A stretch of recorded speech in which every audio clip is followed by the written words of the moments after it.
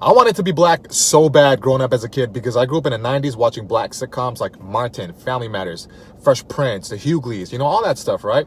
I gave Full House a chance, but I didn't really understand it. So, I'm sorry, white people, I gave it my best. But the thing about these black sitcoms was that they always had family barbecues. And growing up in a Korean immigrant household, we never had that. Okay, we just ate in silence. It was very scary being around my dad. He'd be like, just eat more. Just that's all it was. And a lot of farts and shit and burps. So it was awkward. So I got jealous. Okay, and my best friend growing up, he was black. His name was Roy. And I remember one day telling him the truth. I said, Roy, sometimes I wish I was black so I could have family barbecues. And he was like, you can go to mine next year. And I was like, are you serious? And he was like, yeah, just come through. Black people get down with the barbecue, by the way, so some good shit. Black people have been literally begging this country and all of its citizens to see us wholly, to hear us fully since the beginning of time. The struggle to be seen and respected in this country is so intrinsically woven throughout the fabric of who we are. It's motivating and inspiring, but somewhat depressing. If you think about how much it's affected the Black culture, from our music to artists like Nina Simone, all the way to Ice Cube, Public Enemy, Tupac, Kendrick Lamar, Curtis Mayfield, have spoken about our struggle and seeing us. Our books, we have authors like Zora Neale Hurston, Langston Hughes, Alex Haley, Toni Morrison, Alice Walker, Michael Harriot, Ta-Nehisi Coates now. Our television shows, there's not a television show that doesn't have classic scenes in it, whether it be from The Cosby Show to Sanford and Son, that talks about our struggle. Our academicians, our preachers from Martin Luther King Jr. to Jesse Jackson to Jeremiah Wright to Eric Dyson.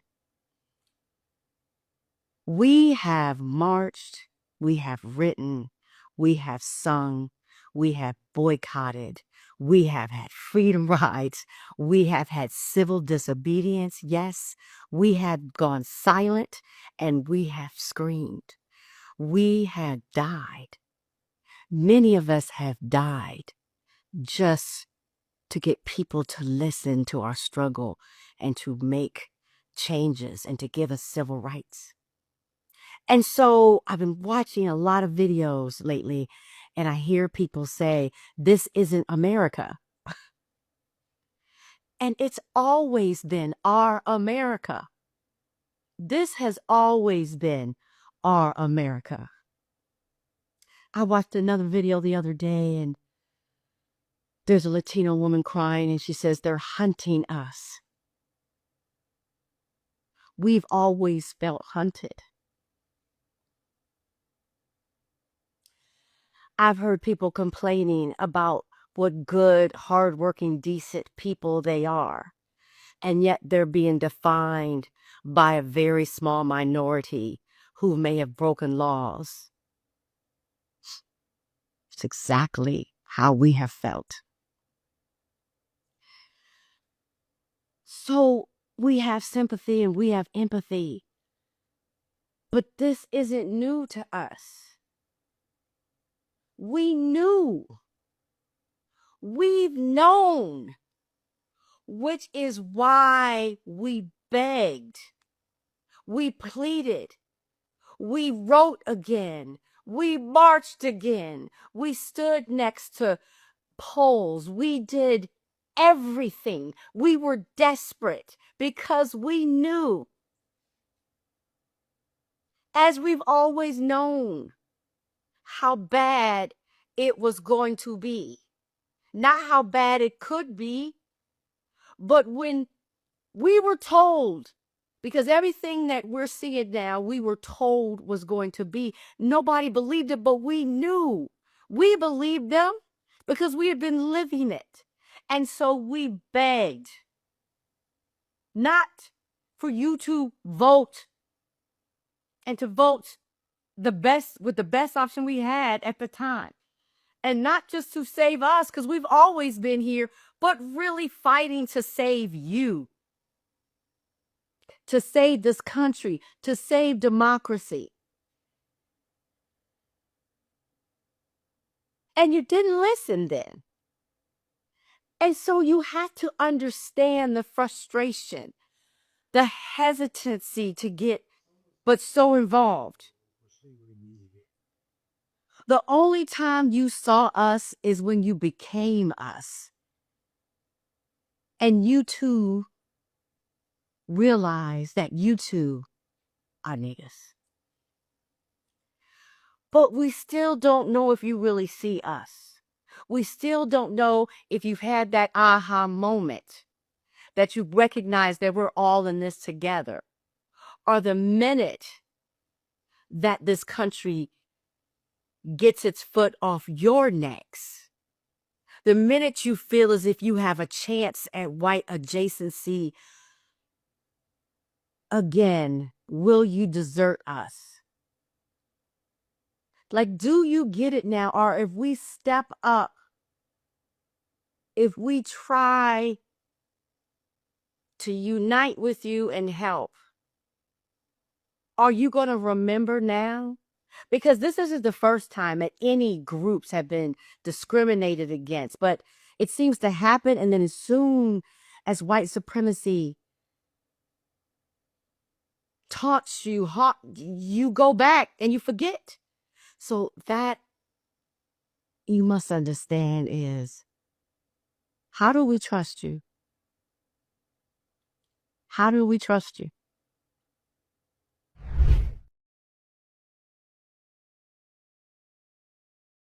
Because she was trying to argue for a long time that she could say nigga because she's black. Like, it's all about black. Black. Everybody want to just be fucking black. Yeah. Everybody want to be black until it's time to be black. So it's time. I hate that everybody wants to be a part of Black American culture. Now everybody trying to say they were a part of the rap movement. No, the fuck y'all was not. No, the fuck y'all was not. Y'all are weird and sick and obsessed with us, bro. Like, I feel like Black Americans need to separate from everybody. I'm sorry to say it like this. I have love for everybody, but as a Black American, we need to get the fuck from everybody. It's like every day, Black American this, Black American that. Y'all are dick writers, bro. It makes no sense. Let me tell y'all something, because if y'all could have did what we did, y'all would have already done it. The reason why nobody has done what we did is because can't nobody do it. It's starting to give jealousy, like, oh, they were slaves but still came out on top. Like, that's what it's giving.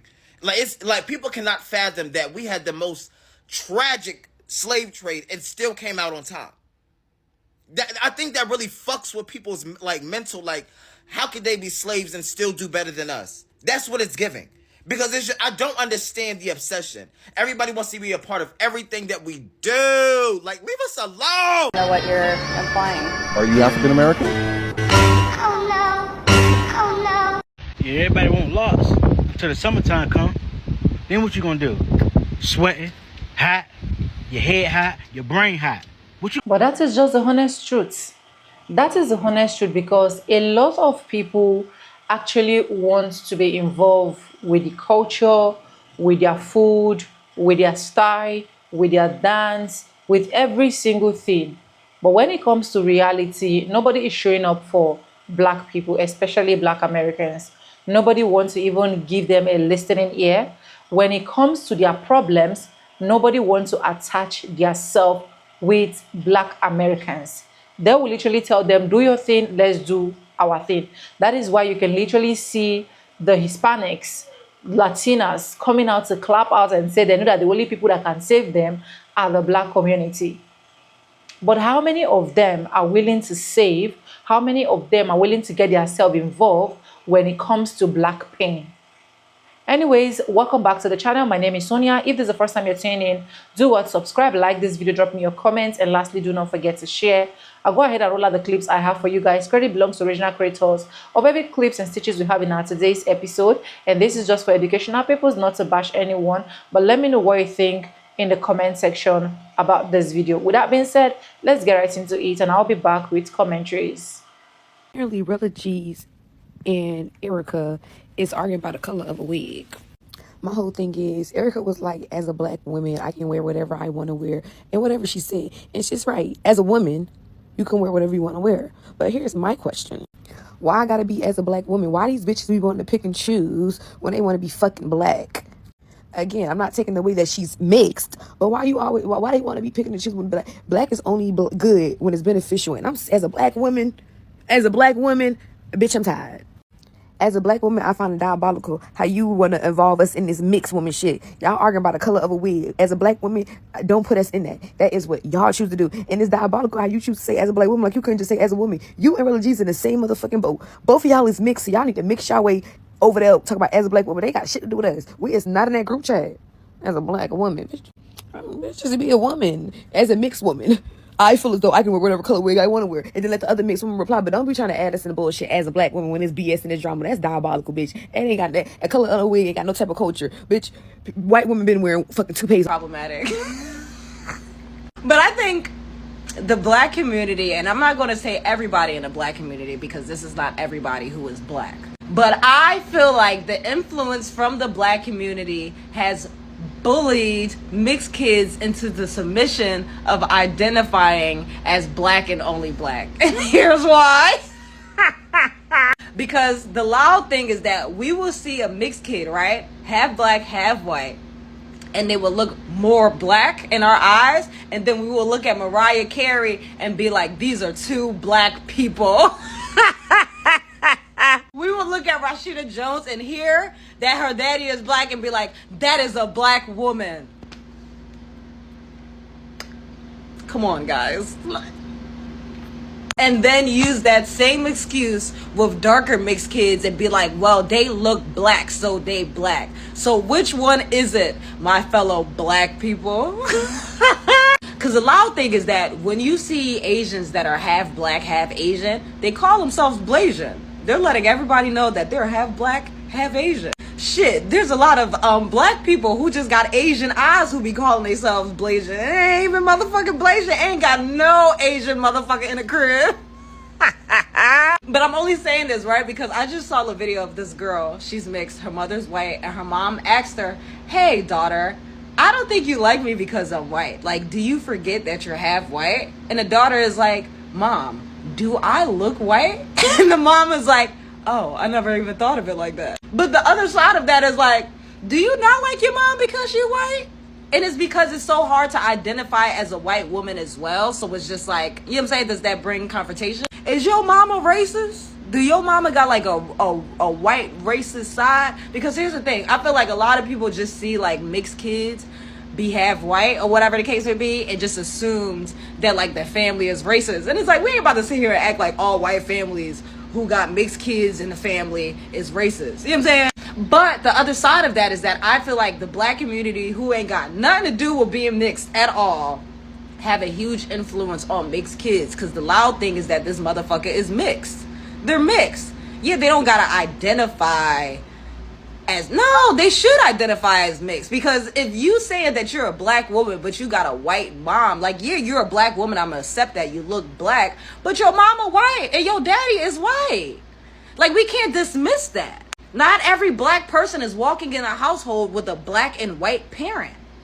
Like, you can't dismiss that. That's a huge culture difference. Even being first gen is such a huge culture difference from just being born in America and then having parents born in a different country. And the loud thing with that is that you got to identify as all of it. Because you're born in America, right? You got parents that are African. For everybody that meets you, you have to explain to them that you're a first gen African. And then you got to go in detail of how much you do know and you don't know from the culture your parents is from, that your DNA is basically from, but you ain't from there, right? And then you go to Africa, Liberia specifically, and then you got to explain to those people down there what part of America you're from, what state you're from, the influences. Everybody just be thinking America is one melting pot once they leave. So people be asking you like, oh, you're from America? Oh, okay. You from New York? No, bitch, I'm from Philadelphia. Like, you gotta identify as all of it. You know what I'm saying? And I'm still a black person. So it's like a damn, like, I know it's mixed kids out here who be like, want to be like, yeah, I'm black, but I am mixed. Like me, I'm not about to sit here and act like my mama ain't white. You know what I'm saying? And I feel like the ones who identify as such is always a certain look, like a Doja Cat. You know what I'm saying? I don't know. Like, I'm not even trying to like put a stereotype on it, but it's always that is like. And I feel like it's always like a Doja Cat because Doja Cat was raised by her white mom. Her dad was a deadbeat and he was the black one. And I feel like the only time a white parent gets acknowledged is if they act black, in my opinion, is what I've seen. And the other side of that is that I feel like when mixed kids, specifically white, half black, half white, talk about their white side, is always like a downplay, in a sense. It's always like a joke or a mockery. It's never like, it's always like referring to some white people shit instead of like real white people shit. Like, you never really hearing a mixed kid be like, yeah, I'm going to Italy to my white side of the family. Like, I wouldn't hear shit like that. You know what I'm saying? I'm hanging with my white side this summer. My white side got boats. They got boats and pools in the backyard. I'm out. You know what I'm saying? It's never none of that. It's always like referring to like a mill that's like whitewash and it's like, oh, my white side is showing. It's never, you know what I'm saying? So I personally feel like the black community has bullied mixed kids into submission of identifying as black because they boldly can't come out here and just be like, yeah, I'm mixed. It's such a problem. I don't know why it ruffles a lot of black people's feathers for black people who are mixed to identify as mixed, in a sense. But listen, I feel like you should identify. First of all, identify as whatever the fuck you want. It's the world. You can do whatever the fuck. You can identify as a damn squirrel if you want to, okay? But I was just sitting here thinking about that. I know this is going to be problematic. Do I give a fuck? No. Everyone wants to be black until it's time to be black. It's the first day of Black History Month, so let's get into it. We see it all around us, right? People adopting aspects of black culture, music, fashion, slang. But when it comes to facing the harsh realities of racism and discrimination, suddenly it's crickets. You can't cherry pick the cool parts of a culture while conveniently ignoring the oppression and struggles that come with it. We need to move past the superficial and start amplifying black voices, challenging systemic racism, and actively fighting for equality. Where's the line between appreciation and appropriation in black culture? Let me know what you think. I want to be black until it's time to be black. I don't care if you ginger, Mexican, Asian, white, none of that. Everybody black. Since the beginning of time, the black woman done created all flavors of people. So we all black. Everybody black. I don't care about the one drop rule, none of that. You know what I'm saying? Black woman created life first. Okay? When it come down to black people getting gunned down by the police and it's injustice against us, black people is y'all people now. Okay? So the Mexicans, Asians, all y'all that's mixed with black, we your people. Okay? So something happened to us, speak up, stand up, support, goddamn it, because we the people need to come together against this corrupt justice system. There are groups of people that will profit off of black culture, all while punching down on the people that they're profiting off of. There's a saying, everybody wants to be black until it's time to be black. Let's have a conversation about it. Hi, my name is Dr. Natalie Jones. I'm a licensed therapist. I've been counseling women and men who've both been victims or perpetrators of abuse. And one of the things that I want to talk about is this phenomenon, you know, of course, without mentioning any names. And somebody had asked me to kind of talk about this in my comments. So I'll kind of do a two for one here. And, you know, unfortunately, you know, there are people, whether it be, you know, music artists, whether it be actors and things like that, people, you know, influencers and people like that, that will profit. Their whole identity is basically based off of cultural appropriation, which is essentially stealing all of the things that black people are demonized for and wearing it like it's a costume, and they're profiting off of it. And unfortunately, they're able to get away with this because black people co-sign, black people endorse it. But they also get endorsements from their own community. And so the same things we get demonized for, big lips, big butt, big boobs, you know, AAVE, clothes, you know, things like that. A white person will take it, you know, a Latin person, Hispanic person will take it, and oh, they're so beautiful, they're so exotic, and you know, it's Viking braids, it's all these things, and it's amazing to me, you know. So, for example, and I'll take a show, Love and Hip Hop, you know, which is originally thought of as for the, you know, black community, hip hop community. You know, back in my day, I watched it, maybe, I think I was like 20, maybe when I watched it, but over the years, they have put a lot of Hispanic people on that show, and the Hispanic people have been able to reap the benefits of Black people's labor, all while being abusive to Black people on and off that show. And, it's interesting to watch that sort of play out now, where there's sort of like this relational aggression against Black women when they speak out about, hey, you're actually causing harm to the people who support you, which are Black people. You're actually causing harm. You're being phobic. You're being this and you're being that. And this people's own community will turn against them to support an appropriator. And I don't know, I kind of have to wonder, like, when are people going to get tired of that? When are people going to say that, hey, enough is enough? Like that's not cool, and that there's no way that, first of all, that people should be able to wear our features and just sort of insert themselves in our community when it's beneficial for them, and then dip out and but still be able to profitize off of it, often more than people within the community itself. There's something totally ass backwards about that, and like people still lining up in droves to support that person, and even backlash against Black people in their community when they speak out about the injustices, when they speak out about like, hey, this isn't, we're not a costume. We're not, a community that you can come in and benefit off of and backbite and trash talk. But that's, people don't understand the value of a Black dollar. And because unfortunately we become accustomed to investing our dollars that do not like and do not support us, will build their entire careers off of appropriating and then later turning around and mocking us. We've got to stop doing that. We really have to, look at like some of the messages that we support, and all the way from television to music to clothing to just our culture to like, oh, I want to come and I want to have, I have a non-Black person say, I want to go and have kids with a Black man because, our mixed babies are going to look so beautiful and this and that and the other. And like, I kind of want some Blackness, but not all the Blackness. And so it'll be a pretty version of Blackness and this and that. And it's like, and there's so many other ways that this propaganda and this trope is just so harmful for this community, but it's only because we allow it and we sit by and we support people who do this. We watch their shows. We support them on social media. We buy their stuff. We support their artistry. But it's propaganda. It's self-hating propaganda where people kind of want to come in and they steal parts of our identity and they think that they are better than us. But, again, I'm just a person that's on here talking and having my thoughts. But it angers me because Blackness is not true. Blackness is not a costume you can put on and take off whenever you see fit. It's not, it's not something that can be appropriated. It's not something that can be injected and cosmetically put on.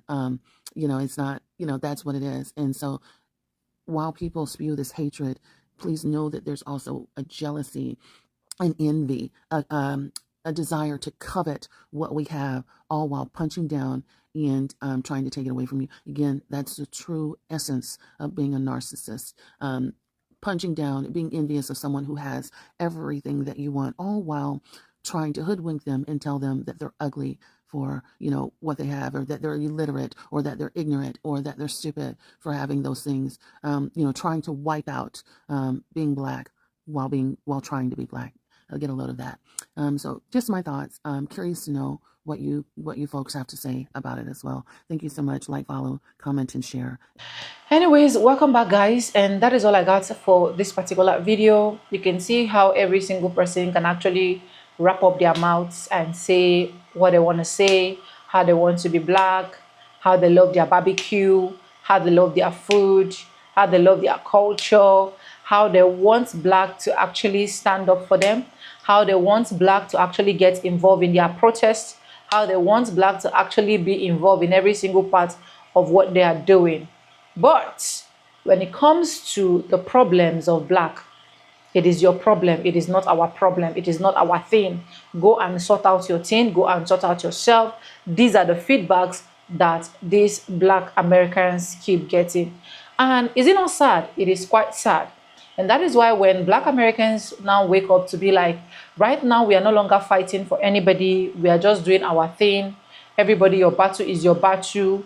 We no longer want to be involved in your protests. We no longer want to be involved in your white on white crimes. We no longer want to even be seen anything relating to you. I really, really accept, and I encourage them to even keep doing that more, because you cannot tell me that the only thing you need me for is when you actually have a problem. So when you do not have a problem, I am not relevant. When you do not have a problem, you don't need me. When you do not have a problem, let's move on. But when you have a problem, you want me to be involved in every single thing that you're doing. I just pray a lot of Black people actually see this particular video so that they can be able to even put more limits to their space. I'm not saying they should hate on anyone, and I'm not saying that they should not spray love to anybody they want to spray love to. But there is one thing I always keep saying, is that if you're eating with the devil, you have to eat with a long spoon, right? So that whenever the devil wants to act, you know how you can automatically act as well. Because every single person wants to be Black. Every single person wants the culture. Every single person wants what the Black Afro music, their style, their movies, and so on and so forth. But the pains is not to be shared. And it is really, really bad. It is really, really bad. So that is why whenever I see the Latinas video clapping, there is one video that actually trended where the Latina woman was clapping and she was like, they know that the person that can actually save them is Black people. I was like, hold on a minute. When did Black people start becoming your savior? Do you get? When did they start becoming your savior? How many times have you been able to show forth for them? How many times have you been able to speak out for this Black community? How many times have you been able to support them, stand by them, even just to do a video and say, no, this thing that people are doing to these Black people is not supposed. But when your trouble comes, you want them to always show, you want them to always appear. When it is time for reparation, everybody will wrap up his mouth and be like, reparation is not needed. Why are they giving them reparation? Do they even need it? Is it even necessary? But they've given their enslavers. When it comes to MAGAs attacking them, nobody is standing for them.